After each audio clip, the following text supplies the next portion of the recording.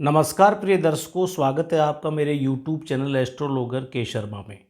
दोस्तों, अगर आप मेरे चैनल पे नए हैं तो प्लीज़ चैनल को सब्सक्राइब कीजिए और बेल आइकन को ज़रूर प्रेस कर लीजिए, जिससे कि मेरे आने वाली वीडियोज़ के नोटिफिकेशन आपको सबसे पहले मिल सकें। दोस्तों, मैं मेरे हर वीडियो में आपको बताता हूं कि अगर आप ज्योतिष सीखना चाहते हैं, ज्योतिष को आप एक व्यवसाय और रुचि के आधार पर सीखकर समाज में एक आपकी अलग पहचान बनाना चाहते हैं, तो दोस्तों ये YouTube चैनल आपके लिए बहुत उपयोगी सिद्ध हो सकता है, क्योंकि यहाँ पर आपको बेसिक से लेकर एडवांस तक की वीडियोज़ मिलने वाली हैं, जिससे कि आप किसी भी जन्म कुंडली का विश्लेषण बहुत ही आसानी से कर पाएंगे। तो दोस्तों, मैं फिर से कहूँगा कि अगर अब तक चैनल को सब्सक्राइब नहीं किया तो प्लीज़ जल्दी से चैनल को सब्सक्राइब कर लीजिए। चलिए दोस्तों, बिना किसी देरी के आज का टॉपिक हम शुरू करते हैं, जो कि बहुत ही महत्वपूर्ण टॉपिक मैं आपके लिए लेकर आया हूँ। वो है ग्रहों की तात्कालिक मित्रता एवं शत्रुता। दोस्तों, इससे पहले वीडियो में हमने ग्रहों की मित्रता शत्रुता के बारे में पढ़ा था, तो आप वो वीडियो ज़रूर देखें, पीछे जाकर वो वीडियो आप दे सकते हैं। आज का ये जो वीडियो है वो तात्कालिक मित्रता और शत्रुता पर आधारित है। दोस्तों, ये बहुत ही महत्वपूर्ण टॉपिक है। जब हम जन्म कुंडली का विश्लेषण करते हैं तो हमें ग्रहों की तात्कालिक मित्रता और शत्रुता को बहुत ज़्यादा ध्यान में रखकर ही जन्म कुंडली का विश्लेषण करना चाहिए। तो आज का ये वीडियो बहुत ही महत्वपूर्ण है, इसलिए मैं आपको कहूँगा कि वीडियो को अंत तक देखें, बीच में स्किप ना करें। तो चलिए दोस्तों, शुरू करते हैं कि आखिर ग्रहों की तात्कालिक मित्रता और शत्रुता क्या होती है, इसे हम समझ लेते हैं। तो यहाँ पर मैंने लिखा है कि ग्रह के स्व स्थान से, यानी ग्रह के खुद के स्थान से दूसरे, तीसरे, चौथे, 10वें, 11वें और 12वें इन 6 स्थानों पर स्थित ग्रह उसके तात्कालिक मित्र तथा शेष 6 स्थानों में स्थित ग्रह उसके तात्कालिक शत्रु होते हैं।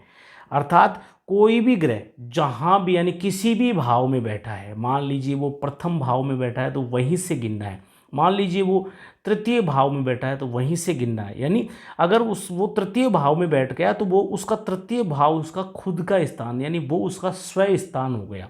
अब उससे दूसरे, यानी तृतीय से चौथा उसका दूसरा स्थान हो जाएगा।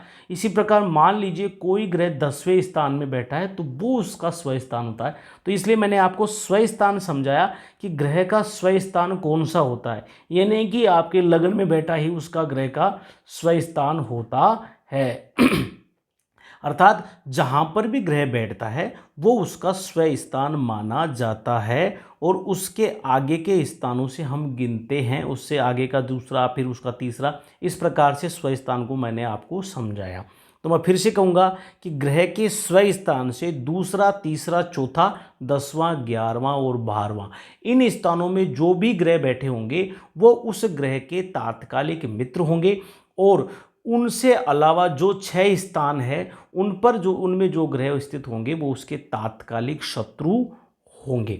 दोस्तों, अगर आपको वीडियो अच्छा लग रहा है, मेरी जानकारी आपको अच्छी लग रही है, तो प्लीज़ वीडियो को लाइक कीजिए, और अब तक सब्सक्राइब नहीं किया तो प्लीज़ चैनल को सब्सक्राइब कर लीजिए, क्योंकि यहाँ पर आपको प्रामाणिक और बेहद ही महत्वपूर्ण जानकारी कुंडली के विषय में मिलती रहती है। मैं आपके लिए बहुत मेहनत करता हूं, तो फिर से कहूँगा कि वीडियो को लाइक ज़रूर कर दीजिए। चलिए दोस्तों, हम आगे बढ़ते हैं। अब आपके सामने मैं एक उदाहरण कुंडली लेकर पेश हुआ हूं। ये जो आप उदाहरण कुंडली है, इसके माध्यम से हम समझेंगे कि इसमें तात्कालिक मित्र कौन है और तात्कालिक शत्रु कौन है। तो ये जो उदाहरण कुंडली है, इसमें देखिए यहाँ पर जो है ये वृश्चिक लगन की कुंडली है। यहाँ पर 8 लिखा है।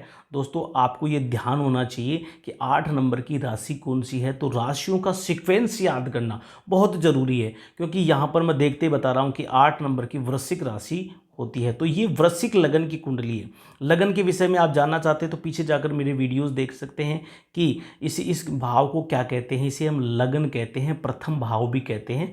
तो यहाँ पर वृश्चिक राशि स्थित है और यहाँ पर शुक्र ग्रह बैठे हुए हैं। तो हम शुक्र ग्रह को उदाहरण लेके समझते हैं कि आखिर शुक्र ग्रह के इनमें से कौन कौन से ग्रह तात्कालिक मित्र हैं और शुक्र ग्रह के कौन कौन से ग्रह जो हैं वो तात्कालिक शत्रु हैं।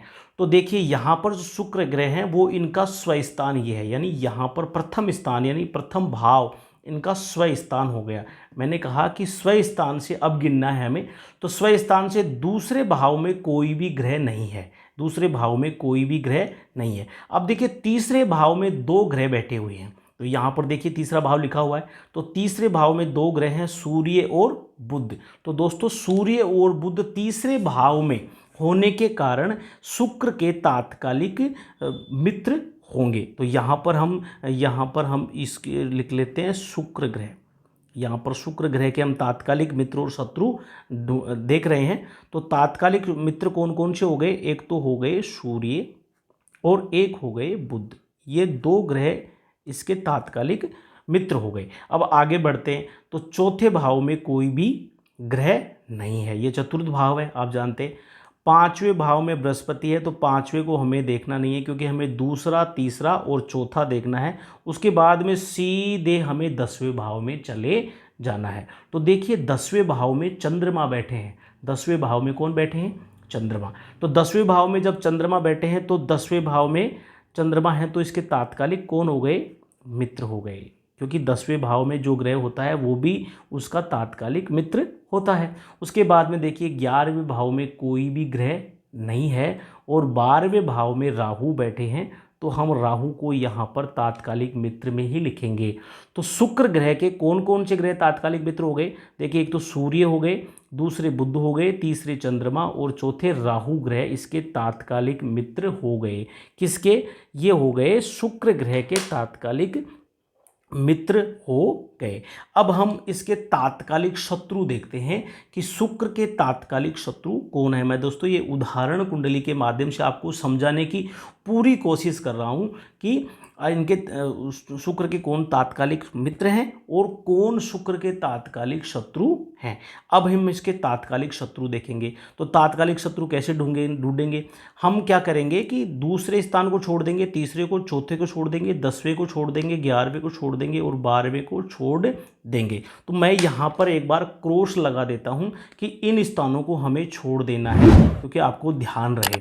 यहाँ पर मैंने क्रॉस किया, यहाँ पर क्रॉस कर दिया, यहाँ पर क्रॉस कर दिया, यहाँ पर क्रॉस कर दिया, यहाँ पर क्रॉस कर दिया और यहाँ पर क्रॉस कर दिया। ये क्रॉस मैंने आपको समझाने के लिए किया है। देखिए यहाँ पर गोला कर दिया, यहाँ पर गोला कर दिया, यहाँ पर, यहाँ पर, यहाँ पर और यहाँ पर। ये क्यों किया मैंने, क्योंकि ये क्या है, तात्कालिक मित्र हैं। अब बाकी के स्थानों पर जो भी ग्रह हैं वो तात्कालिक शत्रु हो जाएंगे।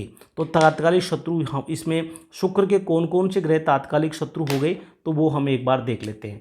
देखिए अब यहाँ पर तो गोला है, ये क्रॉस है, तो ये तात्कालिक मित्र वाले ग्रह हैं। अब देखिए पहले बृहस्पति, यानी पंचम भाव में कौन है, बृहस्पति। तो पहले इसके शत्रु कौन हो गए, बृहस्पति पहले, यानी शुक्र के पहले शत्रु कौन हो गए, बृहस्पति।